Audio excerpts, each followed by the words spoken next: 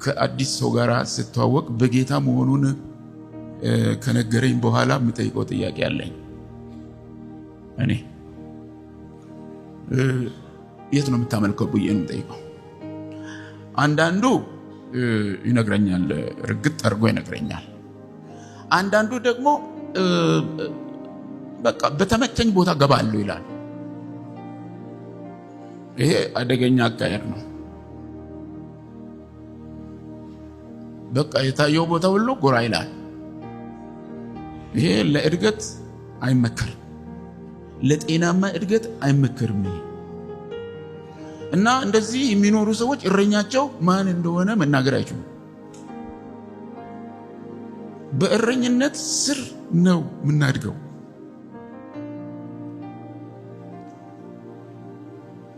የሚመግበን ያስፈልገናል እረኛ፣ የሚመክረን ያስፈልገናል እረኛ፣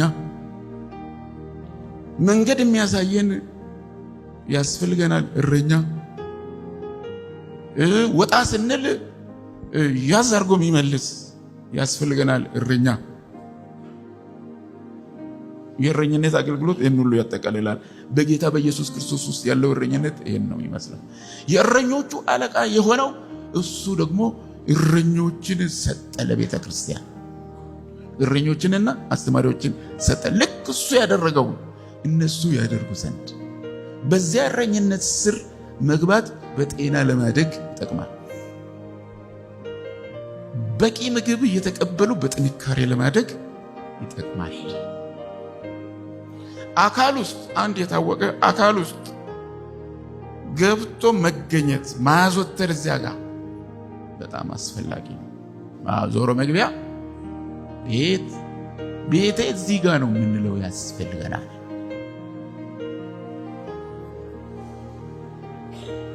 እግዚአብሔር ይርዳን። እንግዲህ እስካሁን ድረስ ቤት ያልገባችሁ ቤት ፈልጋችሁ ግቡ።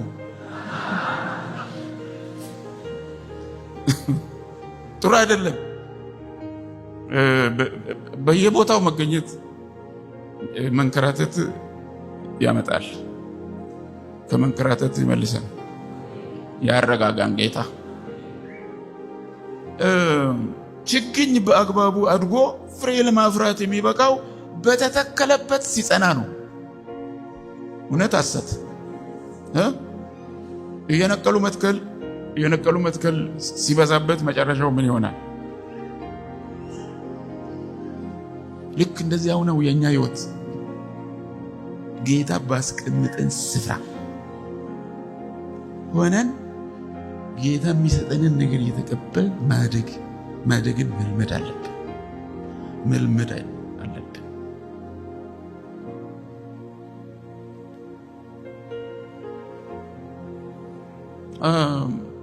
አሁን በቃ በየቦታው ጎራ ማለትም ሳያስፈልግ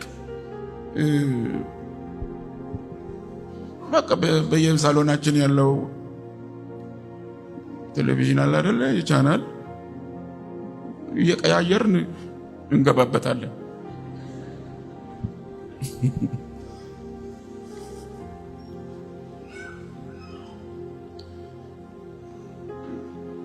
ቻናሉን ነው አልኩት።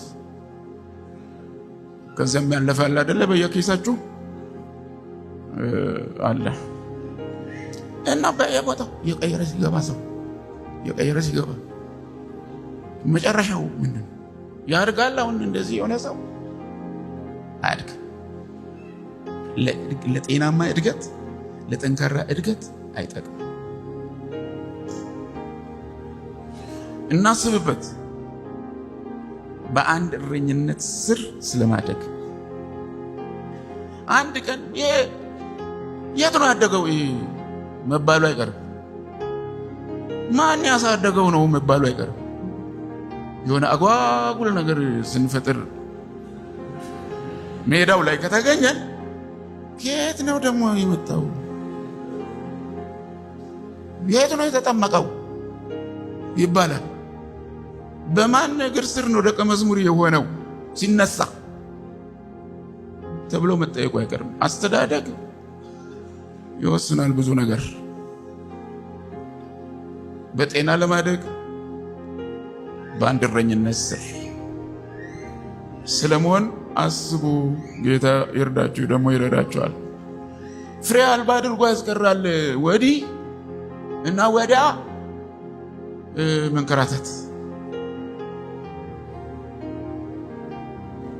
ቋሚ ስትሆኑ ስር እየሰደዳችሁ ደግሞ ወደ ላይ እየጨመራችሁ ታድጉና መጨረሻ ላይ ፍሬ ይታይባችኋል። ችግኝ አይነቃቀልም ብያለሁ።